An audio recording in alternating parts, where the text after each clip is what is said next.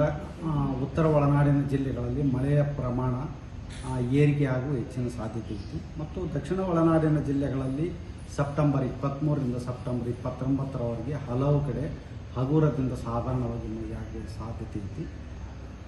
ಈಗ ಉತ್ತರ ಬಂಗಾಳದ ಉಪಸಾಗರದಲ್ಲಿ ಒಂದು ಸರ್ಕ್ಯುಲೇಷನ್ 5.8 ಕಿಲೋಮೀಟರ್ ಎತ್ತರದಲ್ಲಿತ್ತು. ಇವತ್ತು ಲೋ ಪ್ರೆಷರ್ ಸಿಸ್ಟಮ್ ಆಗಿದೆ, ಅಂದರೆ ವಾಯುಭಾರ ಕುಸಿತವಾಗಿದೆ. ಇದರ ಪ್ರಭಾವದಿಂದ ಕರ್ನಾಟಕ ರಾಜ್ಯಾದ್ಯಂತ ಮುಂದಿನ ಒಂದು ವಾರದವರೆಗೆ ಉತ್ತಮವಾಗಿ ಮಳೆಯಾಗುವ ಹೆಚ್ಚಿನ ಸಾಧ್ಯತೆ ಐತಿ ಮತ್ತು ಸೆಪ್ಟೆಂಬರ್ 25ರಂದು ಹೊಸದಾಗಿ ಇನ್ನೊಂದು ಲೋ ಪ್ರೆಷರ್ ಸಿಸ್ಟಮ್, ಅಂದರೆ ವಾಯುಭಾರ ಕುಸಿತವಾಗುವ ಹೆಚ್ಚಿನ ಸಾಧ್ಯತೆ ಇರುವುದರಿಂದ ಉತ್ತರ ಒಳನಾಡಿನ ಜಿಲ್ಲೆಗಳಲ್ಲಿ ವ್ಯಾಪಕವಾಗಿ ಮಳೆಯಾಗುವ ಹೆಚ್ಚಿನ ಸಾಧ್ಯತೆ ಐತಿ ಸೆಪ್ಟೆಂಬರ್ 26, 27ರಂದು.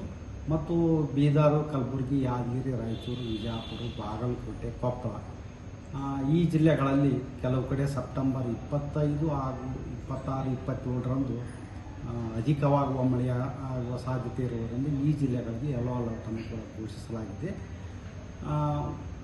ಕರಾವಳಿ ಜಿಲ್ಲೆಗಳಲ್ಲಿ ಕೂಡ ಸೆಪ್ಟೆಂಬರ್ 26, 27ರಂದು ಕೆಲವು ಕಡೆ ಭಾರಿ ಮಳೆಯಾಗುವ ಸಾಧ್ಯತೆ ಇರುವುದರಿಂದ ಉತ್ತರ ಕನ್ನಡ, ಉಡುಪಿ ಹಾಗೂ ದಕ್ಷಿಣ ಕನ್ನಡ ಜಿಲ್ಲೆಗಳಿಗೆ ನಾವು ಯೆಲ್ಲೋ ಅಲರ್ಟ್ ಅನ್ನು ಘೋಷಿಸಿದ್ದೇವೆ.